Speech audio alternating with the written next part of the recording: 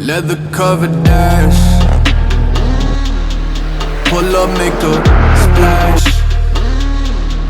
Many moons have passed. What's going on, guys? Kevin with MAPerformance here in sunny Minnesota. I'm just kidding. It is about 40 degrees and it is a little bit cold. Today I am out here sitting on this GTI. Now this GTI is actually my own personal car, and it's out here today because we are going to be talking about the cost of modifying your Mk7 or Mk7.5 GTI.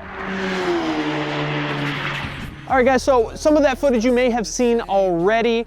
Keep an eye out for that. We have some pretty awesome content coming with the GTI here. We did a little bit of a build series on it. We went ahead and took it out to the track, so stay tuned for that. There's some awesome stuff coming your way. Jumping right into today's video, the first thing we have to talk about when we're talking about modifying a car is the cost of the car itself. Now, again, as most of these videos as of recent, the used car market is a little bit weird right now. However, with that said, you can still pick up a Mk7 GTI for a really decent deal at this point. I got this guy here. It is a Mk7 and it is a performance pack car. It's actually a sport, so you got the lighting package as well as the performance pack, so the brakes and the differential for right around that 20 grand mark. Now, if you would have bought one, you know, say 2-3 years ago, probably could have gotten a little bit less than 20 grand. If you're looking at maybe a really low miles, a little bit newer GTI, that Mk7.5, probably gonna look somewhere in the neighborhood of 25 to 28 grand, depending on the package or trim level that you are looking for. All right, guys, so now that you went out and got yourself a GTI, it's time for everybody's favorite part, and that, of course, is modifying it. So for my car here, we would consider this about a mild or a medium build. We're gonna go ahead and call it a medium build for this video. With the GTI platform, the first thing that you're gonna wanna do is go ahead and get yourself an access port or some sort of tuner. The GTIs respond really well to tuning, and most of the time you're gonna find yourself picking up anywhere from about 60 to 100 horsepower with just a tune on the car, which is pretty crazy and definitely the biggest bang for your buck. The next thing that most people are going to go ahead and do is get an intake system. Now, on the GTI, it's not necessarily something that's needed. However, it is going to give you all of those great turbo sounds. And if that's something that you're looking for, our MAPerformance intake that I have on my car here does just that. Of course, there are many other different options and brands out there. So now that you've got all those wonderful turbo sounds, it's time to go ahead and pick up some more power. And for that, you're going to be looking at doing a downpipe. Now, this is probably the second biggest gains that you're going to see on the car, regardless of modification, aside from, of course, that access port. Again, there's many different types of downpipes and brands that you can go with. All of them are going to be relatively similar. However, for my personal car here, I did go ahead and get our MAPerformance downpipe.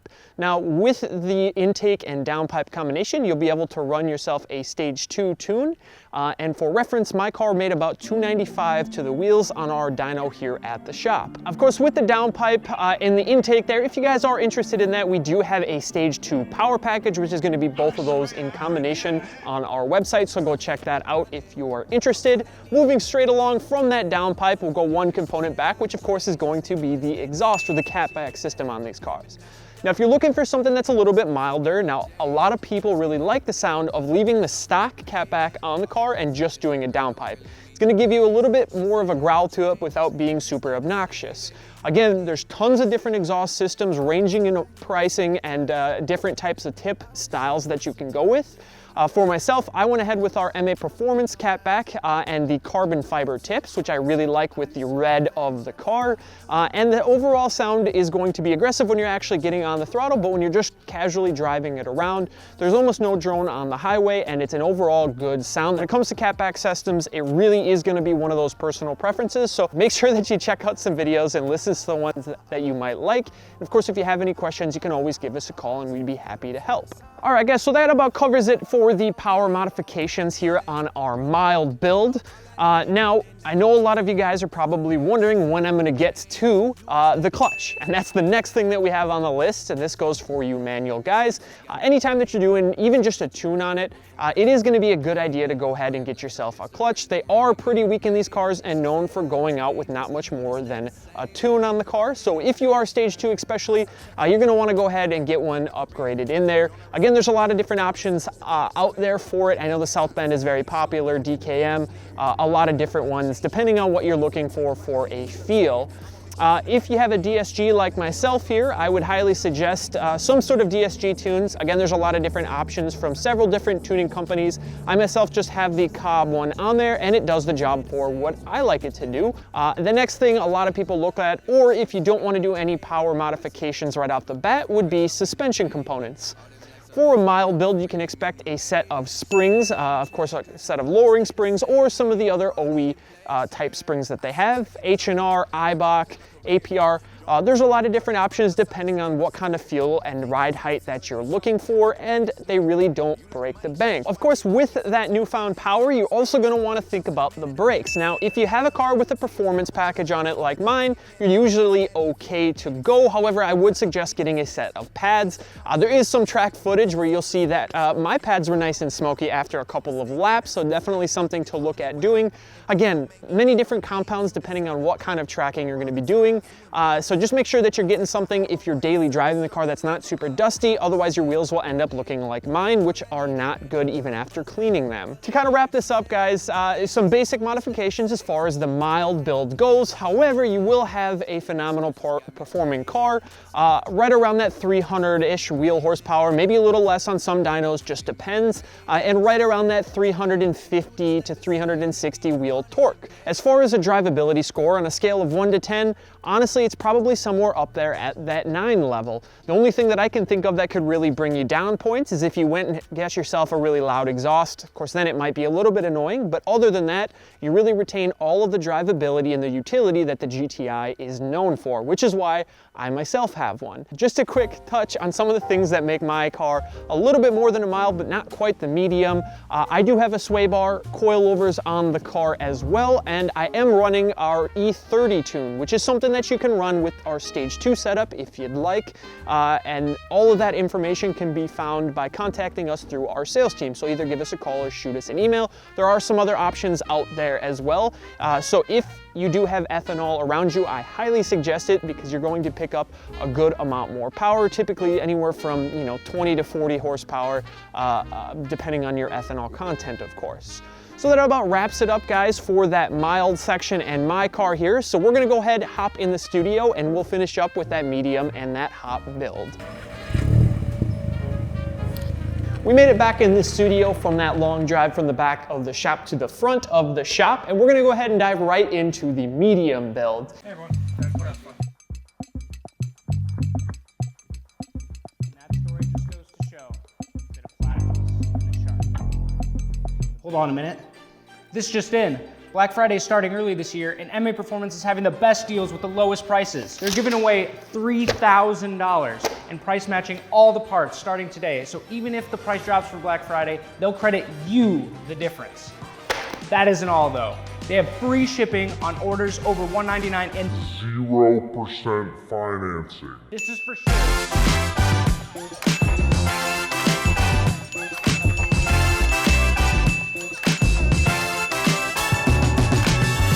You good, bro? Dude, yeah, I'm gonna have so many loyalty points from this, I can come back tomorrow. You gotta check out these Black Friday deals from MAPerformance.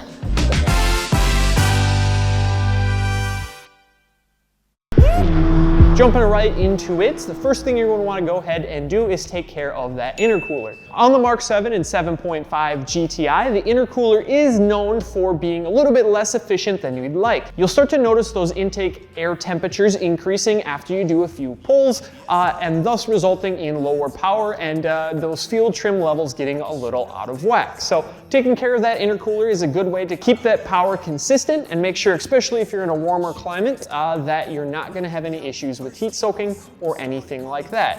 Now, as I mentioned, on my own car, I do have an E30 tune, and if that is something that you're looking to do, it is a good idea to go ahead and pick up a ethanol content analyzer. This is going to let you actually see what the ethanol content is in the car as you're filling it up. That way you're not trying to play a game of guess and check at the pump, which can be a little bit annoying. I know because I've done it a few times myself. If you want to save yourself a hassle, there's a couple of different options out there on the market with all sorts of fancy gauges. I myself really like the gauge that goes in the air vent, and it looks nice and neat and gives it that nice OEM plus look that everybody with a GTI likes. All right, so you got your basic mild build with your intake, downpipe, and maybe even running an E30 tune with the intercooler. However, you're still looking for more power. and that is where your stock style turbo is going to come in, or a stock frame turbo. Now there's a lot of different ways that you can go about this, whether you want to go with an IS38 from the Golf R or a hybrid aftermarket turbo, both of which are going to be solid options depending on the power that you're looking for. Again, with one of these options in conjunction with E30, there's some other things you'll need there, but you can be expecting somewhere around that 350 to about 400 wheel horsepower, depending on which direction you go, all of which will bolt right up to everything factory, just like the intake and the downpipe on the stock turbo. So really great option, very cost effective for making more power. Now something that's often overlooked when modifying the car, that most cars, once you start getting up there in horsepower, that's overlooked is going to be spark plugs. This is especially true as on the Mk7 and 7.5 GTI platform, and definitely something that you want to look into, even if you're just doing a mild build, but certainly if you are on a bigger turbo, you're going to want to go with a one-step colder spark plug. Now that you've got all of that extra power and those spark plugs, again, we want to think about stopping the car. At this point, if you don't have performance package brakes on there, it would be a good time to look at possibly getting some of the OEM components, whether that's the Golf R system or just a performance package, plus some pads from that medium build. Now, speaking of tracking the car, that's where the next modification comes in, and a really popular one as well, and that is going to be sway bars. Now there's a couple of different ways that you can configure the car depending on what you like, and it is a very debatable topic. Me personally, I went with just a rear sway bar, although some people will do the front sway bar as well if you like a stiffer overall car. I wanted a little bit more rear rotation, and so just the rear did for me. Now sticking with the suspension components, the next thing we're going to be looking at is a set of coilovers.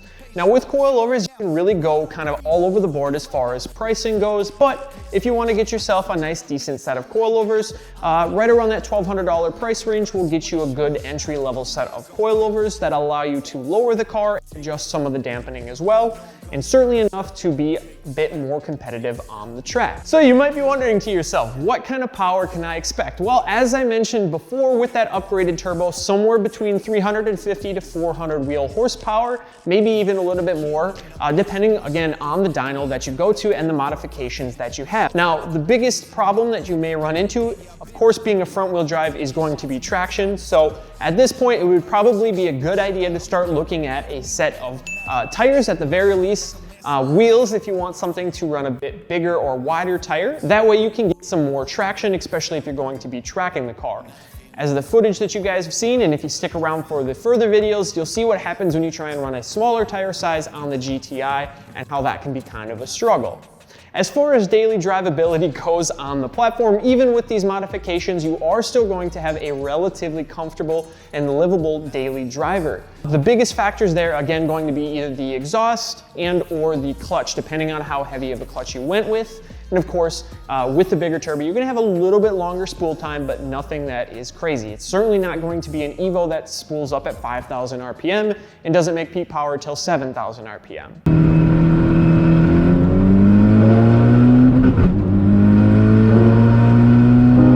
So speaking of high horsepower Evo builds, we're gonna go ahead and jump right into the hot build section of our Mk7 and 7.5 GTI. Now at this point, really the sky is the limit, or I should say the depth of your wallet is going to be the limit, because things can add up pretty quickly. However, there is still a lot of room to make more power and have a better car overall. So the first thing that you may look into, and of course depending on your power goals, is going to be a built short block.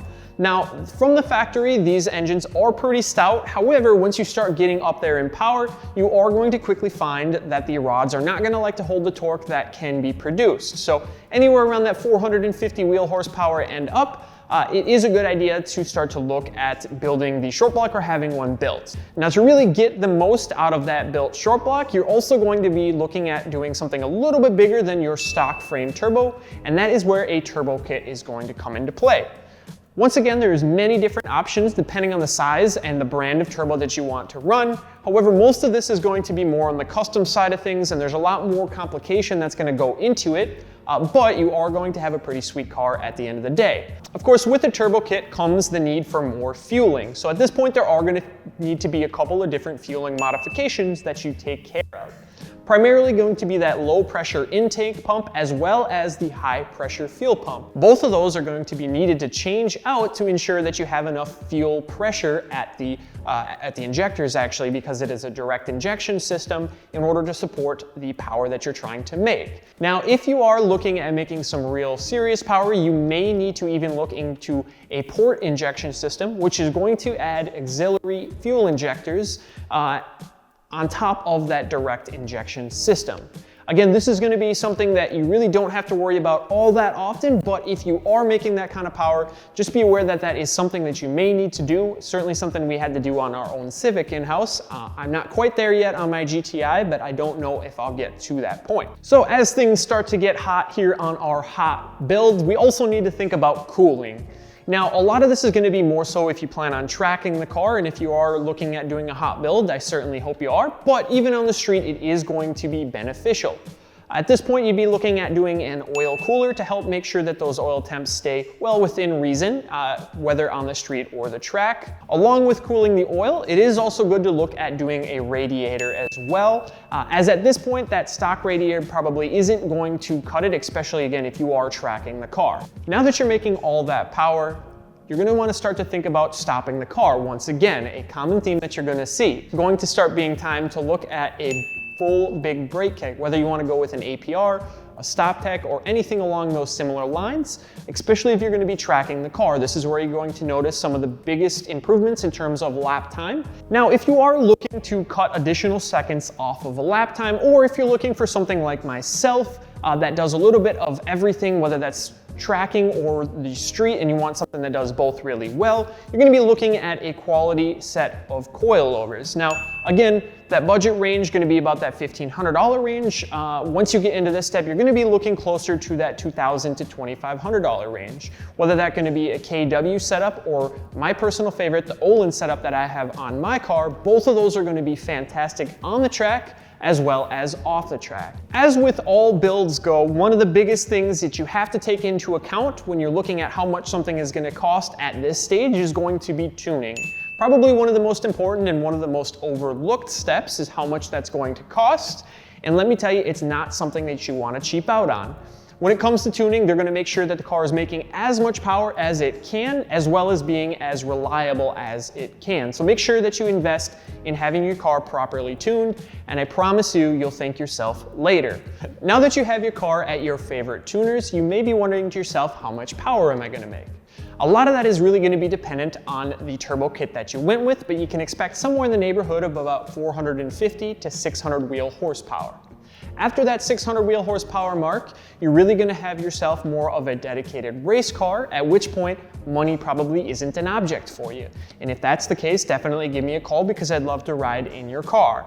At this stage, as far as a daily drivability goes, on a scale of 1 to 10, you're probably going to be somewhere closer to about the 5 or 6. You're going to have that utility still. However, you're going to have a lot noisier car. You're going to have a lot more things to keep an eye on, such as your oil temp and your coolant temp. And you're likely going to have a harsher clutch in there if you have a manual transmission. All right, guys, so that's going to wrap up the hot build portion of this video here. And of course, most of these modifications were more oriented towards performance. However, there is a whole host of modifications that you can do outside of that realm, such as body kits or spoilers or front lips. And that's one of the best things about the GTI, is that they are so versatile for whatever it is that you want to do. Maybe you want to put a set of rain guards on there and a roof rack, and you really want to go for the slammed look. Well, there's certainly parts out there for that as well. Again, we're focused more on the performance side of things, but there are other modifications out there and certainly things that we can help you guys with. And that's really going to wrap up today's videos, guys. I really appreciate you taking the time to watch the video. If there's anything you want to see, make sure you leave that down below in the comments. Hit that like button and make sure you hit that subscribe button so you can see me out on the track doing my best to not crash my car. Once again, thanks for watching, guys, and good night. I don't know why I said good night.